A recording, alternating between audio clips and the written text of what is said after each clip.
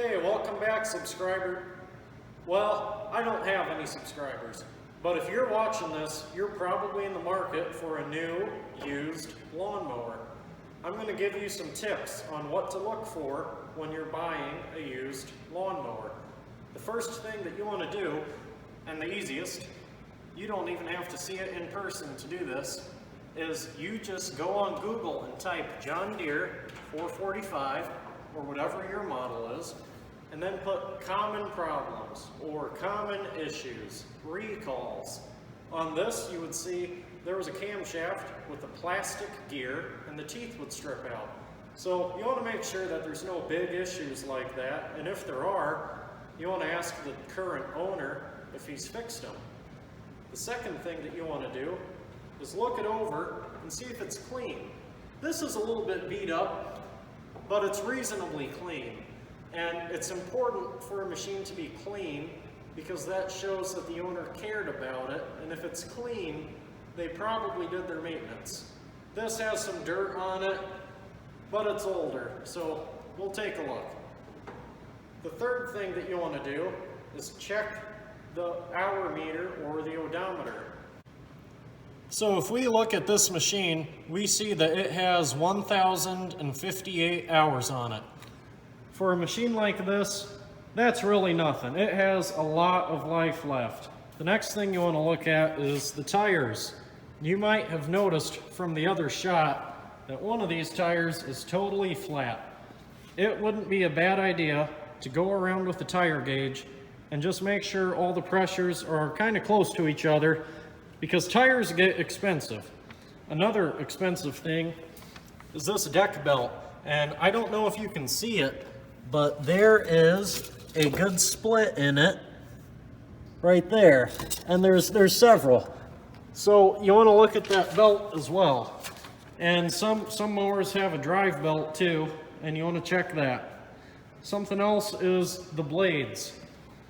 You can, it's a good idea, take the key out, but you want to go down here and look.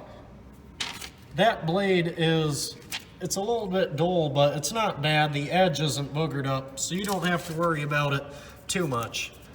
Next thing you want to look for is leaks.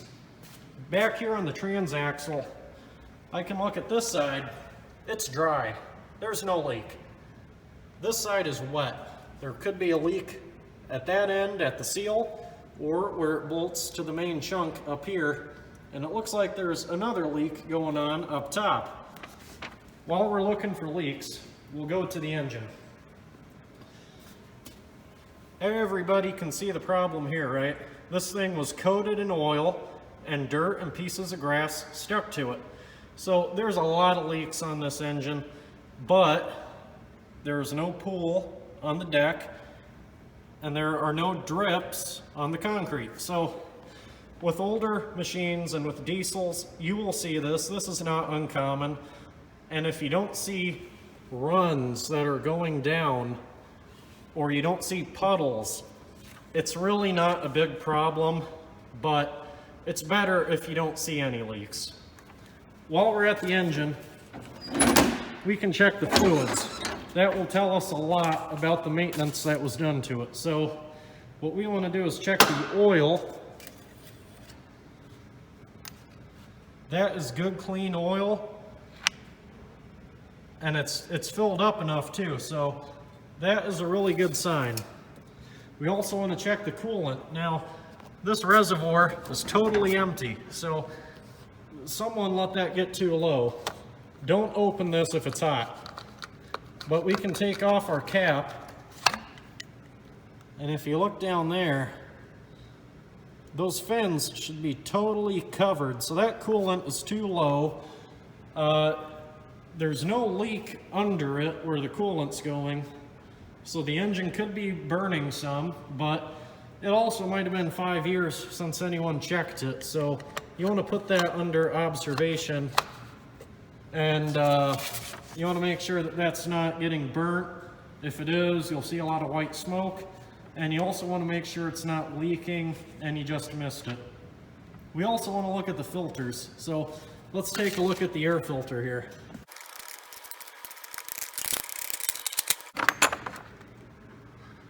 Okay, this is looks a little bit dirty.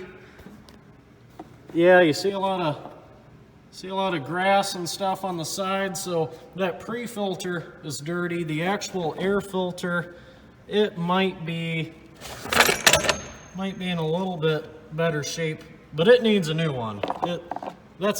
And actually look inside of here. Look how dirty that is.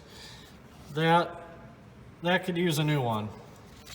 All right, you also can check the oil filter, and that will tell you if it's had the filter changed or if the guy was just changing the oil and leaving the filter. Some people do that. I don't know why. That is really dirty, but it says it was changed at 1,014 hours. So that's actually pretty recent. That means we have a bad leak over here, and it's really wet up around here. These are the type of leaks I was talking about that could be a problem. So that's something to keep in mind. Okay, the next thing that we want to look at is the battery. It looks like these terminals, the bolt's a little rusty, but there's not a bunch of corrosion. If you look back at the hold down, it has corrosion. So maybe the battery was put in the other way at one time, but as it is now, it looks okay. Now we can look at the greasers. That is dry. That one is dry too. So is that. So someone has not been greasing this like they should be, and that will cause your bearings and everything to wear prematurely. So that's a bad sign. What you want to see is fresh grease on the outside of those. For this next step, you want to get up on here and see how it runs. I'm not going to do it, but you should drive it forwards, backwards, turn both ways, turn on the deck, make sure everything works and that it works properly. So let's start it up. So if you have a carbureted model, you'd want to put the throttle all the way up and pull out your choke, and when it starts you put in the choke and back down the throttle a bit. But this is fuel injected, so we'll just turn the key. That started well. Well, it didn't idle well. Okay, now we want to check the blow-by. So with the engine idling, we want to pull off this cover.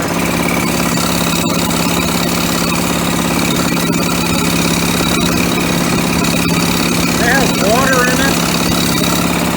There's a lot.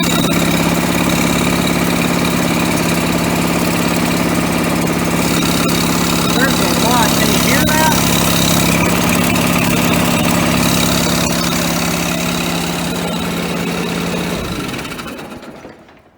That engine has a lot of blow-by, and when I took this cap off, it was so dirty, a little piece of dirt fell down there, which would normally be a big problem, but I look in here, it's all kinds of dirty, and there's so much blow-by, it blew the dirt back out, and this whiteness in here, that's from coolant, so I might know why our coolant is low. There could be a head gasket problem, but anyway, that's your blow-by. When you take that off, you don't really want to feel hardly any air coming out of that. So that's pretty bad. If you see that, I would advise you not to buy the mower. If you want to see more repair tips or repair videos, or if you want to see that project, then please hit like, hit subscribe, and stay tuned.